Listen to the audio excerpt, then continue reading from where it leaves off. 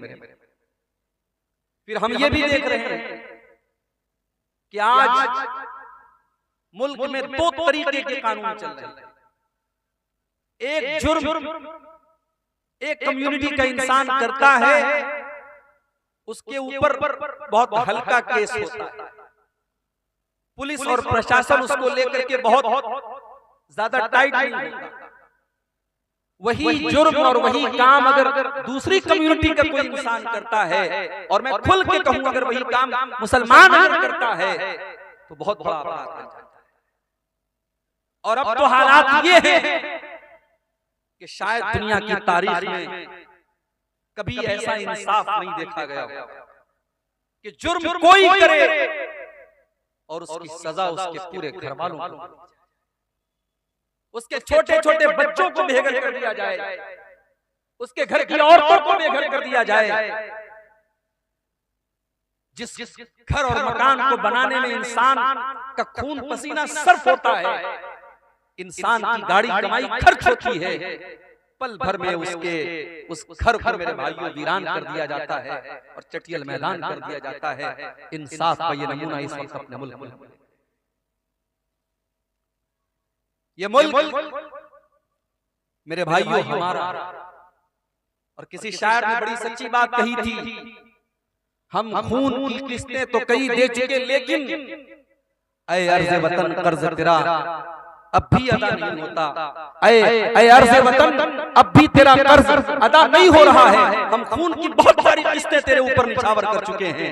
बहुत सारे हमारे, कोई ब्रिगेडियर उस्मान था, कोई कैप्टन अब्दुल हमीद था, और कोई हमारा, कितने हमारे मुसलमानों के नौजवान सरहदों पर जिन्होंने अपनी जानें गंवा दी इस मुल्क की हिफाजत के लिए। और आज इस मुल्क में उस मुसलमान से ये कहा जाए कि ये मुल्क तेरा नहीं है, इस मुल्क में तेरा कोई काम नहीं है, तू अजान नहीं दे सकता, तू नमाज नहीं पढ़ सकता, तू अपने दीन और ईमान पर कायम नहीं रह सकता। ये सवाल आज उस मुसलमान से किया जाए। मेरे भाइयों बड़ी नाजुक घड़ी है, जरा तारीख के पन्ने उल्टो, 1400 साल पहले चलो।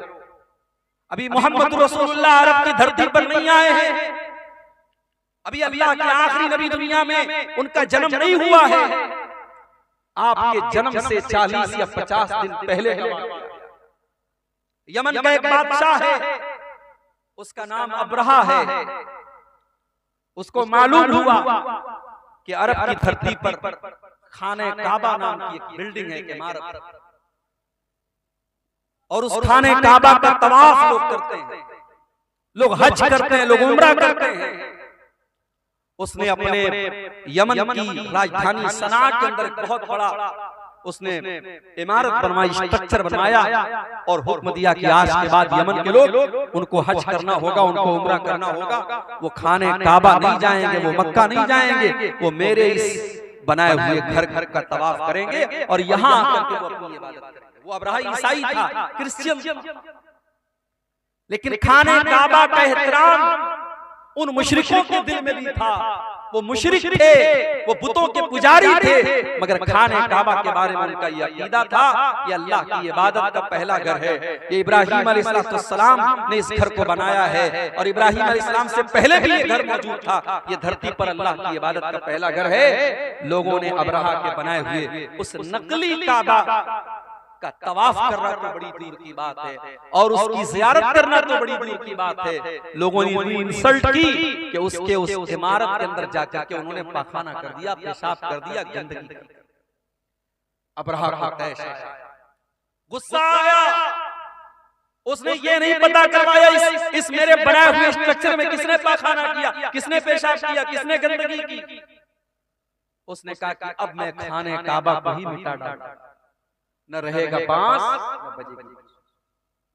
उसने बहुत बड़ा लश्कर तैयार किया, और शायद दुनिया के इतिहास का और दुनिया की तारीख का ये पहला लश्कर था जिस लश्कर में हाथियों को इस्तेमाल किया।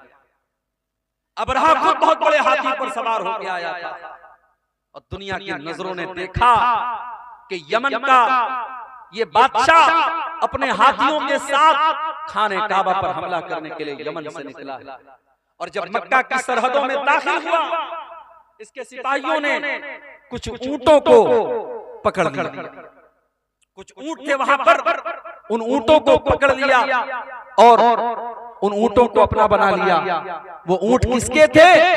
वो अल्लाह के रसूल के दादा अब्दुल मुत्तलिब के थे। अब्दुल मुत्तलिब को पता चला अबरहा के सिपाहियों ने मेरे ऊंटों को पकड़ लिया है। अब्दुल मुत्तलिब आते और अबरहा से कहते हैं, अबरहा मेरे ऊंट मुझे वापस कर दो। अबरहा को मालूम था अब्दुल मुत्तलिब खाने काबा के मुतवल्ली हैं, खाने काबा की चाबी उनके पास रहती है। अय अब्दुल मुत्तलिब, मैं तो तुम्हें बहुत नेक इंसान, बहुत अच्छा इंसान समझता था, तुम तो बहुत मेरे मेयार से बहुत कमतर निकले। अय अब्दुल मुत्तलिब, तुम्हें मालूम है मैं यमन से चल करके तुम्हारे खाने काबा को गिराने आया हूँ। जिस खाने काबा को तुम अल्लाह का घर मानते हो, जिस खाने काबा को तुम इतना एहतराम करते हो कि तुम उसका तवाफ करते हो और हज और उम्रा करते हो। अब्दुल मुत्तलिब, उस खाने काबा की तुमको कोई चिंता नहीं है और तुम अपने ऊंटों को मेरे पास लेने के लिए आए हो। इसका मतलब ये हुआ कि तुम्हें अपने ऊंटों से ज्यादा प्यार है, तुम्हें खाने काबा से कोई प्यार नहीं है। अब जरा जवाब सुनना। अब्दुल मुत्तलिब मुसलमान नहीं थे, उसी अपने खानदान के मजहब पर थे, अपने बाप दादा के मजहब पर थे, बुत परस्ती वाले मजहब पर थे, इस्लाम पर नहीं थे वो। लेकिन उन्होंने जो जवाब दिया वो जवाब बड़ा माकूल जवाब। कहा कि मैं ऊंटों का मालिक, ऊंटों की हिफाजत मेरे जिम्मे थी, इसलिए मैं अपने ऊंट लेने आया। जहां तक खाने काबा की बात है, इन्न लहू रब्बन यहमीही, इस खाने काबा का एक परवरदिगार है, एक रब है, वो अपने घर की हिफाजत करना जानता है, मुझे उसकी चिंता करने की जरूरत है। और फिर चश्मे फलक ने वो मंजर भी देखा।